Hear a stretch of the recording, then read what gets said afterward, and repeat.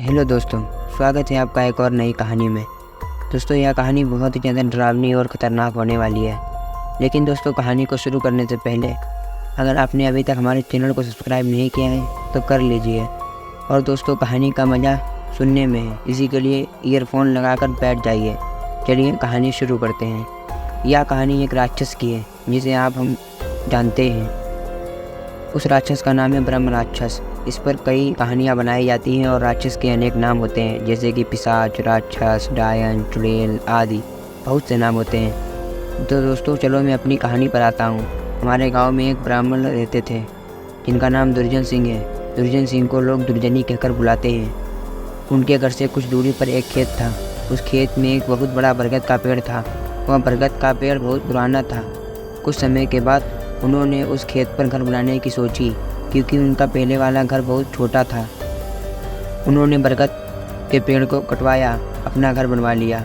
कुछ दिन तो ठीक ठाक चला, पर कुछ दिन बाद दुर्जनी ने बड़े परेशान रहने लगे। वह कभी पूजा करते और कभी नहीं। तो उनकी बीवी ने उनके बदले स्वभाव को देखकर पूछा कि तुम आजकल पूजा क्यों नहीं करते हो और आजकल बदले बदले से रहते हो, कभी बच्चों को डांटते हो, तुम्हें हुआ क्या है? दुर्जनी के चेहरे पर हंसी आ गई और वो कहने लगे, मेरे घर को तोड़कर अपना घर तो बना लिया है और इसे क्या पूजा करने के लिए कह रही हो?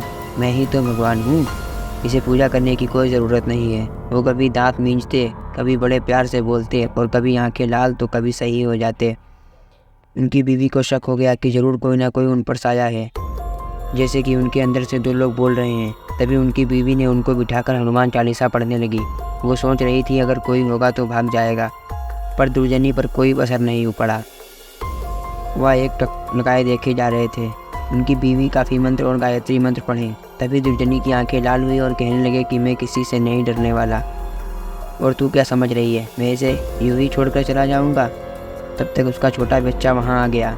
दुर्जनी ने उसे जोर से पकड़कर अपनी तरफ खींच लिया और ऐसे लग रहा था जैसे उसके सिर को कच्चा ही चबा जाएगा। उसकी मम्मी बोली कि बच्चे को छोड़ दो, इसने क्या तुम्हारा बिगाड़ा है? दुर्जनी की पत्नी ने अपने बच्चे को अपनी तरफ खींच लिया।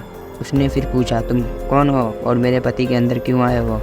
तब उसने कहा कि अगर अपना भला चाहती हो तो बरगद के पेड़ लगाओ, जितना भी हो सके पेड़ लगाओ, फिर मैं बताऊंगा कि मैं कौन हूँ और फिर मैं चला जाऊंगा। तब दुर्जनी जी की बीवी ने 101 पेड़ लगाए, वो भी बरगद के। एक दिन उसकी पत्नी ने देखा कि आज दुर्जनी सुबह उठकर पूजा पाठ करके आ चुके हैं। तब दुर्जनी जी के अंदर से वो साया बोला, मैं तुम्हारे पति को आज छोड़कर जा रहा हूँ, तुम सदा सुखी रहो, तुम्हारे आचार विचार बहुत अच्छे हैं। मैं ब्रह्म राक्षस हूँ, वैसे मैं किसी को नहीं छोड़ता और ना ही किसी से डरता हूँ। तुम्हारे पति ने मेरे बरगद को काट दिया था, जिस पर मैं हजारों सालों से रह रहा था। मुझे गुस्सा तो आया, पर मैं तुम्हारी अच्छाई के कारण इसे छोड़कर जा रहा हूँ। तुम्हारे पति को छोड़कर जब दुर्जनी जी अचानक सही हो गए, तब दुर्जन जी की बीवी की आंखों से आंसू आ गए। तो दोस्तों, अगर बुरे के साथ अगर अच्छा करोगे तो एक दिन वह भी अच्छा हो जाता है। तो दोस्तों, आपने देखा, दुर्जन जी ने उस बरगद के पेड़ को काट दिया था, लेकिन उनकी बीवी ने 101 बरगद के पेड़ लगा दिए, जिससे ब्रह्म राक्षस भी खुश हो गया। तो दोस्तों, इस कहानी का अंत यहीं पर होता है। तो दोस्तों, अगर आपको कहानी पसंद आई है तो हमारे चैनल को सब्सक्राइब कर लीजिए, क्योंकि हम ऐसे ही भूतिया और असली घटनाएँ आपके सामने लाते रहते हैं। चलिए, हम मिलते हैं आपसे अगली वीडियो में। तब तक के लिए डू सब्सक्राइब।